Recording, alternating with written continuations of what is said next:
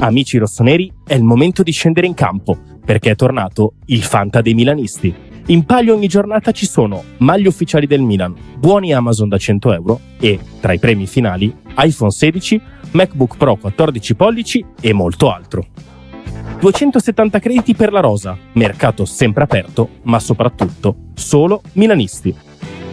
Sfida gli speaker di Radio Rossonera e gli altri ascoltatori. L'iscrizione costa solo 19,99 € per tutta la stagione. Vai su fantalgoritmo.it/Radio Rossonera e affrettati, perché in caso di spareggio vince chi si è iscritto prima.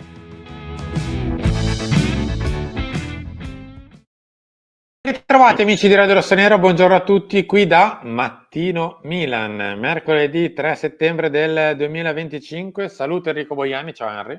Ciao, buongiorno a tutti, ben ritrovati. È un giorno triste, è sparito il giallo dai colori della nostra maschera qui, è sparito obbligo di riscatto, mi manca già, ma so che voi ci supporterete comunque, quindi cliccate il tasto del mi piace, iscrivetevi al canale, attivate la campanella per le notifiche, abbonatevi se vi va, lasciateci un commento, però so che anche molti di voi saranno tristi perché non è più obbligo di riscatto.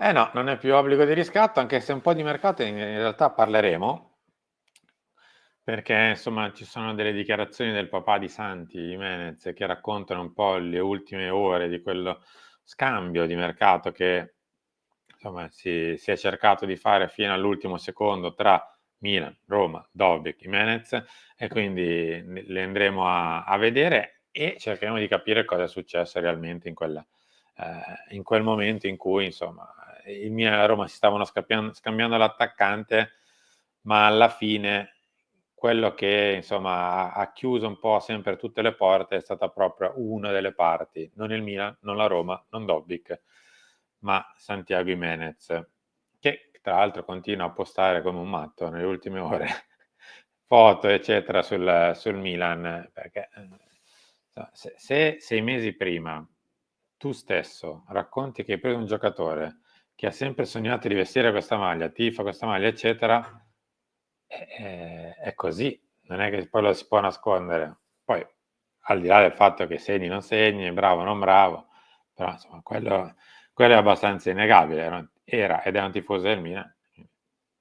Ma sì, ma l'abbiamo detto anche negli ultimi giorni di mercato, nelle ultime ore, cioè è stata una situazione davvero frenetica, sia in generale il mercato del Milan, sia l'attacco del Milan, perché siamo partiti con Tare che chiedeva un 9 alla Giroud, siamo passati poi per i nomi di Højlund e Vlahovic confermati dallo stesso direttore sportivo, poi uno è andato al Napoli, un altro non è mai stato veramente preso in considerazione, soprattutto per i costi. Siamo passati per Konrad Harder dopo le visite mediche fatte e rifatte di Boniface e siamo arrivati alla fine con Kunku e agli ultimi giorni, gli ultimi sgoccioli, questo scambio Dovbyk-Jimenez, cioè per la punta ve l'abbiamo raccontato, sono state fatte tante valutazioni diverse, ha vissuto il mercato della punta tanti momenti diversi e nelle ultime ore sembrava ridotto a questo scambio con il giocatore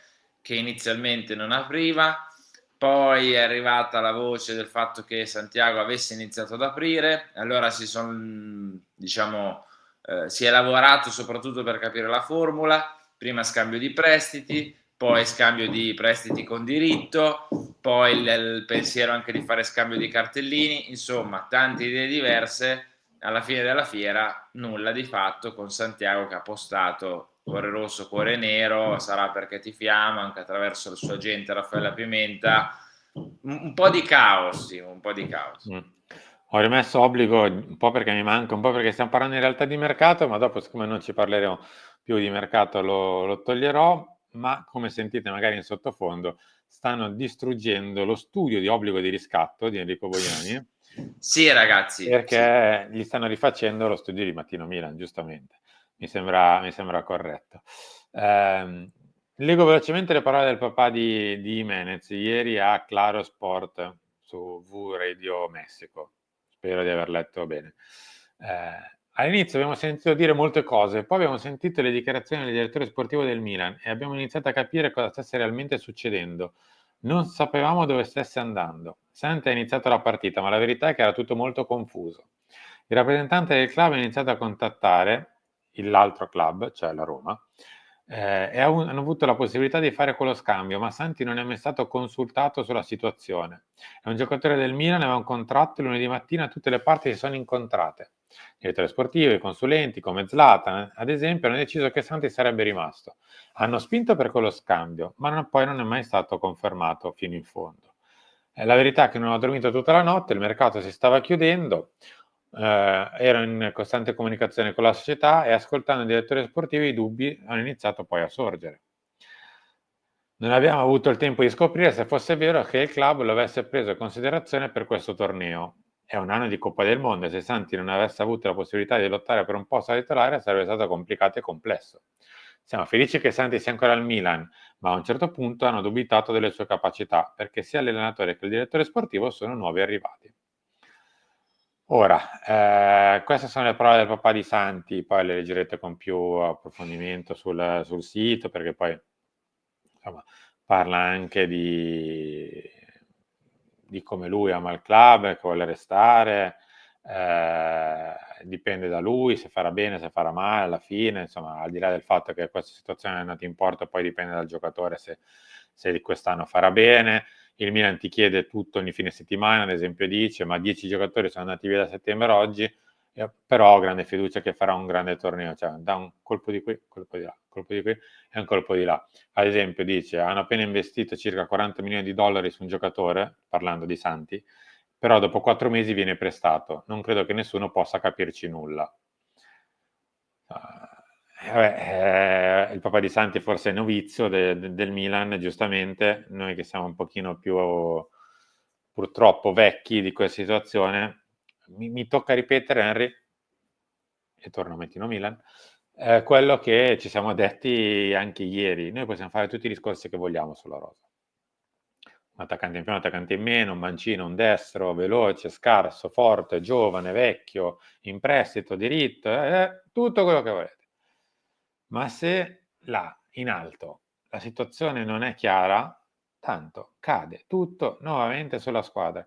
Purtroppo, mi viene da dire, anche se c'è Massimiliano Allegri che fa di tutto per isolare, di tutto per fare un fronte comune con la squadra, di tutto per chiudere Milanello, ma se non si risolvono le cose, come abbiamo visto, perché l'abbiamo già visto, dopo un mese e mezzo di rose e fiori, ha vinto con Liverpool, con l'Arsenal, preso Iajari, eccetera, perdi con la Cremonese e crolla giù tutto. Dichiarazioni, finte dichiarazioni, mezzi sorrisi, e il mercato rivoluzionato, poi dichiarazioni vere e proprie davanti alla telecamera.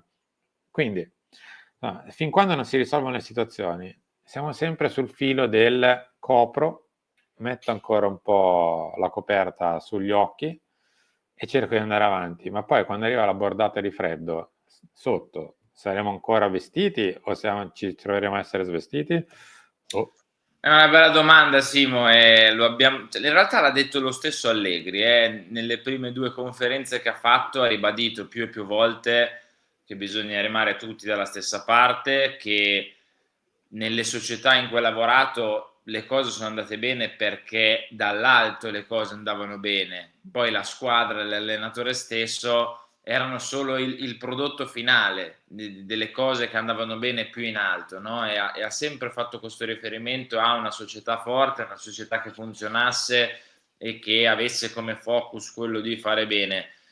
Max adesso però si ritrova in una società in cui non è così.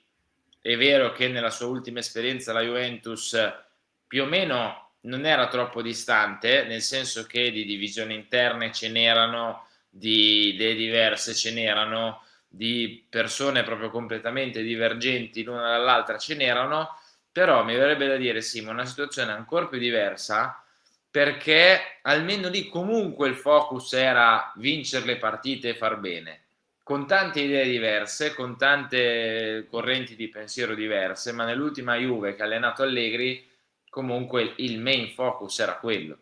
Ok, qui oltre ad esserci idee diverse, completamente divergenti tra l'amministratore delegato, il direttore sportivo, l'allenatore e chi più ne ha più ne metta, c'è anche il fatto che dall'alto l'obiettivo primario è avere numeri verdi nei conti, non tanto vincere le partite, competere e far bene sul campo, no? Quindi è una situazione ancora diversa. Io non so lui cosa potrà fare, non fare, se ci metterà la pezza e quindi ti farà arrivare quarto, se non ti farà arrivare quarto, se addirittura ti porterà qualcosa in più, se vedremo una copia carbone dell'anno scorso, non lo sappiamo. Queste parole del papà di Jimenez confermano che non è una situazione chiara, limpida, cristallina, che ci sono tante idee diverse, ma sono cose che sapevamo e che ogni volta, Simo, dobbiamo ribadirle e dobbiamo ribadirle attraverso cose che succedono, ed è lo stato dell'arte, cioè non è nulla di inventato, non è nulla di romanzato, non è nulla di polemizzato, cioè non è questo, è quella la cosa triste. A me piacerebbe dirvi, guardate che ci ricamiamo sopra noi per fare i numeri, per fare le visualizzazioni, per fare, no? Credo che si sia capito dopo 2 anni, no? Mi piacerebbe dirvi che è così, il punto è che non è così, cioè lo stato dell'arte è questo: caos, confusione, malgestione, poca lungimiranza, poco calcio, eccetera, eccetera, eccetera. Ed è quella la cosa più triste, secondo me. Lo so, purtroppo, perché in realtà saremmo nati anche per fare questo, ma la questione è adesso stiamo zitti, adesso non ci lamentiamo e proviamo a vedere come va la stagione, tifiamo, eccetera. Ragazzi, non funziona. Cioè, l'abbiamo visto nel recente passato, perché purtroppo il Milan non è solo calcio.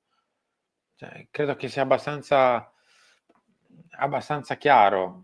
È inutile che vogliamo provare a non provare dolore, perché credo che sia quasi una sorta di rassegnazione a dire, vabbè dai, non voglio guardare, se non guardo lontano dagli occhi, lontano dal cuore. Però è proprio, l'abbiamo visto sulla nostra pelle negli ultimi 2 anni e purtroppo già in questo inizio di stagione, che poi ricade tutto su quel benedetto rettangolo verde. Cioè non è una questione che finisce al quarto piano, al terzo, al secondo di Aldo Rossi. No, non è che finisce lì. Purtroppo va dentro il campo e va dentro alle prestazioni, va dentro ai risultati, va dentro a tutto. Fin quando non si risolve sopra, perché io non ci posso mettere la mano sul fuoco perché non vedendo il futuro in una palla di cristallo non lo posso sapere. Ma pensate che la settimana in cui l'amministratore delegato si è preso a mezzo stampa rimbrotti a destra e a sinistra, passi inosservata?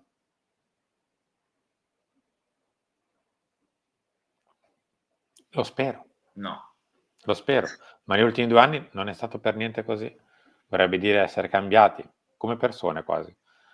Ma vediamo cosa succederà, perché alla prima sconfitta per me viene a fare tutto un'altra volta, perché tanto se non si chiariscono sopra, e sopra non si sono chiariti ancora. Per non parlare, Simo, per non parlare della situazione Boniface, su cui magari non siamo stati troppo, noi stavamo rientrando dalle ferie, la situazione tra Boniface e Harder è un'altra sintesi di quello che sta succedendo e di quello che vi raccontiamo ormai da tanto tempo, cioè perché magari qualcuno se l'è già dimenticato, ma a livello mediatico, tra l'altro nei maggiori quotidiani, nei maggiori siti, nelle maggiori testate, mezzi di comunicazione, a livello mediatico, quello che è accaduto con l'affair Boniface e l'affair Harder dovrebbe far riflettere tanti, cioè come era stato presentato Boniface da alcuni e non da altri,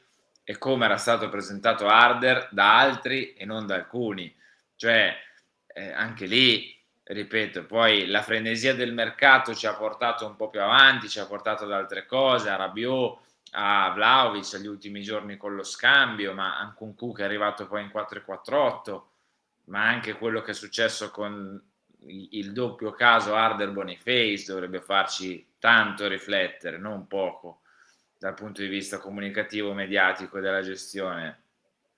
Ragazzi, ripeto, a me piacerebbe dirvi che è tutto un castello che ci stiamo facendo e che ci siamo fatti, ma purtroppo i fatti ci confermano che così non è. Lo so. Siamo arrivati in chiusura, noi ci ritroviamo tra poco, Lunch Talk come al solito per quest'oggi, poi insomma ci addentriamo in questo bel weekend di sosta nazionali. E vai, non vedevamo l'ora, però in tutto questo, piccola postilla con le nazionali, sarebbe ora di iniziare a vincere le partite, perché sennò sono 3 mondiali di fila che non facciamo, quindi io inizierei a vincerle, poi vedete voi. Ciao. Grazie, ciao.